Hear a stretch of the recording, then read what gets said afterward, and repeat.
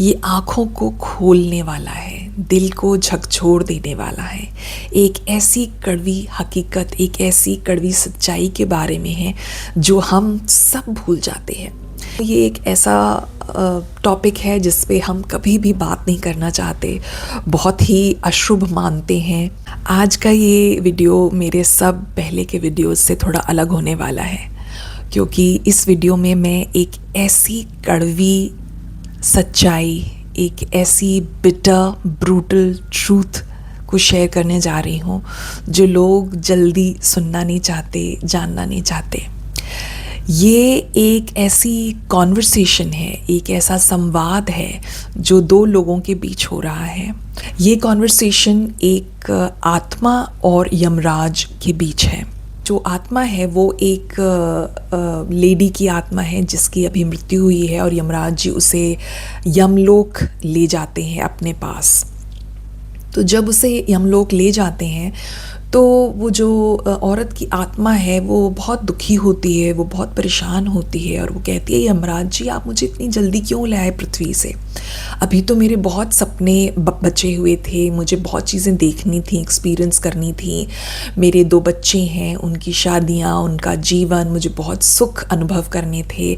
मेरे पति हैं, मेरा परिवार है, वो सब मुझसे इतना प्यार करते हैं, मुझे इतना चाहते हैं। मेरे बिना सब टूट गए होंगे, सब रो रहे होंगे, और आप मुझे ले आए। ये आपने बहुत ही अन्याय किया मेरे साथ। आप प्लीज़ मुझे वापस ले चलिए। मेरे बिना वो सब छटपटा रहे होंगे, उनका जीवन कैसे चलेगा? तो यमराज जी मुस्कुराते हैं और कहते हैं कि तुम्हें ऐसा लगता है कि तुम्हारा पति, तुम्हारे बच्चे, तुम्हारा परिवार, भाई बंधु तुम्हारे मरने के बाद बहुत दुखी होंगे, तुम्हें मिस कर रहे होंगे। तो चलो चलते हैं, वापस ले चलते हैं। और ये मेरा वादा है कि अगर जो तुमने कहा वो सच है तो मैं तुम्हें वापस पृथ्वी पर छोड़ दूंगा, मैं तुम्हें नहीं लेकर आऊँगा, मैं तुम्हें और जीवन दे दूंगा। तो वो जो आत्मा है उस औरत की वो बहुत खुश होती है और यमराज जी के साथ वापस आती है धरती पर। और वो कहती है कि यमराज जी मुझे सबसे पहले मेरे घर पे ले चलिए, जहाँ मेरे बच्चे, मेरे पति, मेरे भाई बंधु, मेरा परिवार है, मेरे दोस्त हैं, मेरे जानने वाले हैं। मैं वहाँ आप ले चलिए और आप देखिएगा कि सब कितने परेशान होंगे, कितने रो रहे होंगे, कितने बिलख रहे होंगे। आप मुझे ले आए। तो जब वो अपने घर के बाहर जाती है तो वो देखती है कि जो उसका जो मृत शरीर है वो घर के बाहर लाया जा चुका है, और आपस में लोग धीरे आवाज़ में फुसफुसा कर बात कर रहे हैं कि बहुत ही अकाल मृत्यु हुई, अचानक मृत्यु हुई।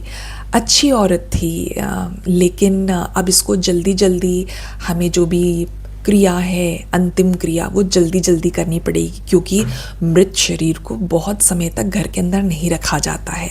तो अब इसको ज़मीन पे लिटा दो और सफ़ेद चादर, इसकी जो कफन है वो इसको उड़ा दो और जल्दी जल्दी ले चलो, क्योंकि शरीर फूलने लगेगा, बास आने लगेगी, और इसको हमें जो भी काम क्रिया है वो जल्दी जल्दी निपटाना पड़ेगा। ये देख के वो जो आत्मा होती है वो थोड़ी दुखी होती है कि ये लोग तो कल तक मेरे साथ वाले थे, मेरे अपने थे, मेरे बच्चे, मेरे पति, मेरे भाई बंधु, और आज ये मेरे मरने के तुरंत बाद कुछ ही घंटों में ये मुझे मेरा दाह संस्कार करना चाहते हैं, मेरा काम क्रिया करना चाहते हैं, मुझे मेरे प्यारे घर से बाहर निकाल के ज़मीन पे रख दिया है।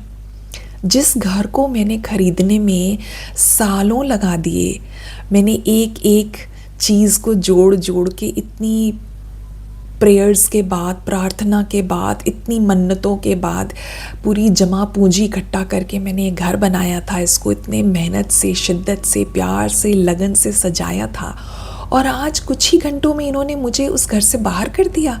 और अब मेरी जो प्रस्तुति है, मतलब मेरा जो वहाँ पे एग्जिस्टेंस है, वो सिर्फ एक नेगेटिविटी है। ये देखकर वो यमराज की तरफ देखती है, और यमराज जी वहाँ सिर्फ मुस्कुरा रहे होते हैं। फिर वो सुनती है कि जो उसके परिवारजन हैं वो कहते हैं कि इसके शरीर पे जितना भी सोना है, इसका मंगलसूत्र है, इसके हाथ में सोने के कड़े हैं, कान में सोने की बालियां हैं, उसे भी निकाल दो, क्योंकि ये धीरे से बोलते हैं सोना बहुत महंगा हो गया है, ये बच्चों के बाद में काम आ जाएगा। तो तुरंत ही उसके शरीर पे सिर्फ उसकी एक सोने की नाक की कील होती है, बस वो छोड़ दिया जाता है, क्योंकि मृत शरीर है, सुहागन है, तो उसके शरीर पे कुछ सोना होना ज़रूरी है। उसके अलावा जितना भी सोना, हीरा, चांदी उसके शरीर पर होता है वो तुरंत निकाल लिया जाता है। फिर वो सोचती है कि इस सोने को मैंने पाई पाई जोड़कर खरीदा था, बहुत शौक़ से, और पहना था, और आज मेरे मरने के तुरंत बाद ये सब मेरे ऊपर से हटा लिया गया। फिर वो सुनती है कुछ लोग, उसके जो दोस्त थे, सहकर्मी थे, वो आपस में बात कर रहे थे कि तुम क्या दाह संस्कार के लिए जाओगी उसके अर्थी के साथ? मेरे तो ये काम है, मैं नहीं जा सकती, हमारे यहाँ औरतें नहीं जाती हैं, बच्चे नहीं जाते हैं, क्या तुम जाओगे?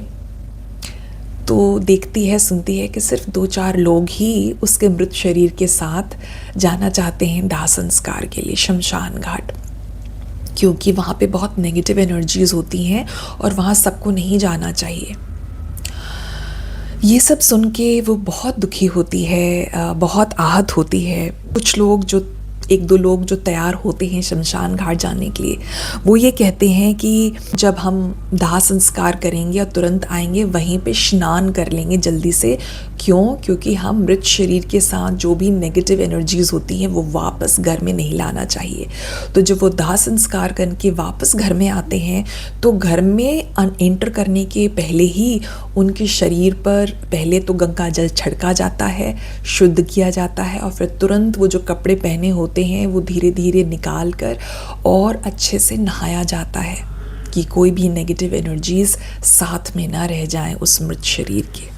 कुछ ही दिन बाद उस घर का जो माहौल होता है, जो पहले थोड़ा सा गमगीन था, वो वापस खुशहाल हो जाता है।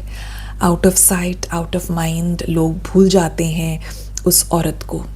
दोनों बच्चे भी अपने जीवन में व्यस्त हो जाते हैं, पढ़ाई, काम, अपना प्यार मोहब्बत। जीवन किसी के लिए कभी भी रुकता नहीं है।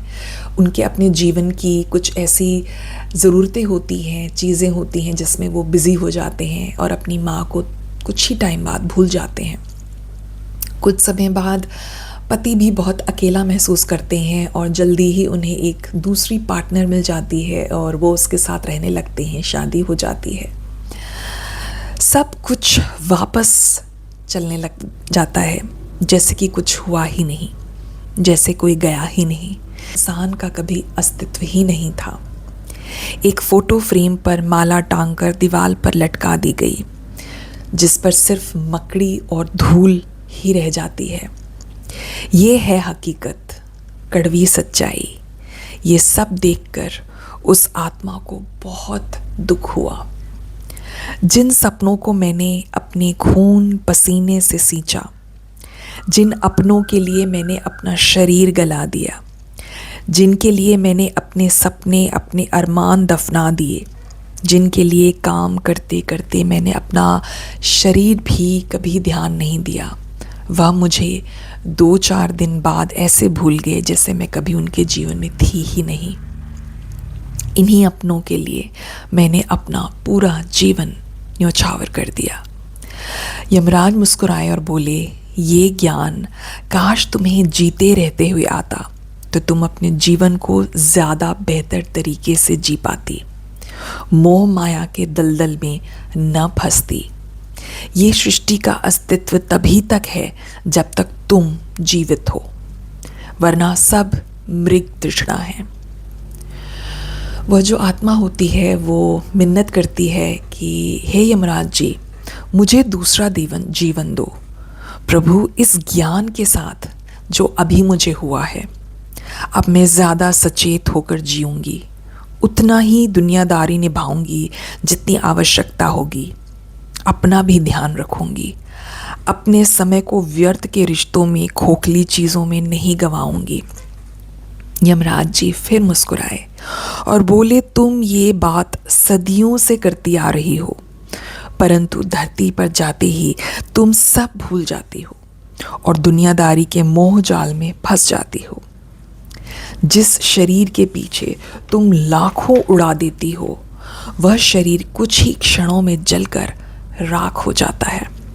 मरने के बाद उसको कोई छूना भी नहीं चाहता, वरना अशुद्ध हो जाता है। जो सब करो, अपने ज़रूरी कर्म सब करो, पर मोह के वशीभूत होकर नहीं, ज्ञान के प्रकाश से करो। सारे सांसारिक बंधनों से मुक्त होकर अपनी जिम्मेदारियों को निभाओ।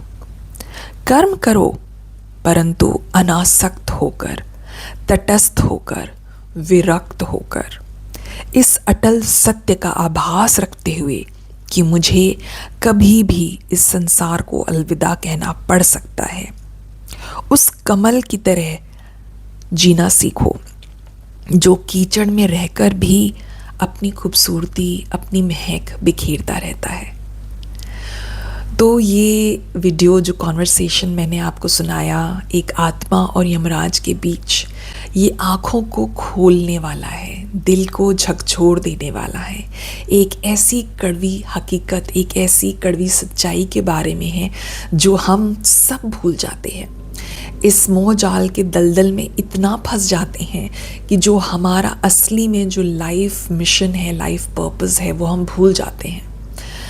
तो आशा करती हूँ कि इस संवाद के बाद, इस बिटर ब्रूटल ट्रूथ के बारे में सुनने के बाद हम में से कुछ लोग ज़रूर सचेत होंगे, जागेंगे, अपने जीवन को एक सही दृष्टिकोण के साथ, एक सही माइंडसेट के साथ जीने की कोशिश करेंगे। अगर ये वीडियो आपको अच्छा लगा हो तो प्लीज़ इसको ज़रूर लाइक करिएगा, अपनों के साथ शेयर करिएगा। जानती हो ये एक ऐसा टॉपिक है जिस पे हम कभी भी बात नहीं करना चाहते, बहुत ही अशुभ मानते हैं, लेकिन death is something which is inevitable. इस पृथ्वी पर है, उसे अवश्य एक दिन अलविदा सबको कहना है, इस पृथ्वी को कहना है। तो अगर हमें ये अवेकनिंग, ये अवेयरनेस हो जाए तो शायद हम अपने जीवन को ज़्यादा सकारात्मक, पॉजिटिव, पावरफुल तरीके से, मीनिंगफुल तरीके से जी पाएंगे। जितना भी हमारा जीवन अभी शेष है, जो भी कुछ साल शायद और बचे हुए हैं, उनको हम सही तरीके से, मीनिंगफुली, पर्पसफुली, फुलफिलिंग तरीके से जी पाएंगे। तो फिर मिलूँगी एक दूसरे पावरफुल थॉट प्रोवोकिंग वीडियो के साथ। तब तक अपना ध्यान रखिए। बाय।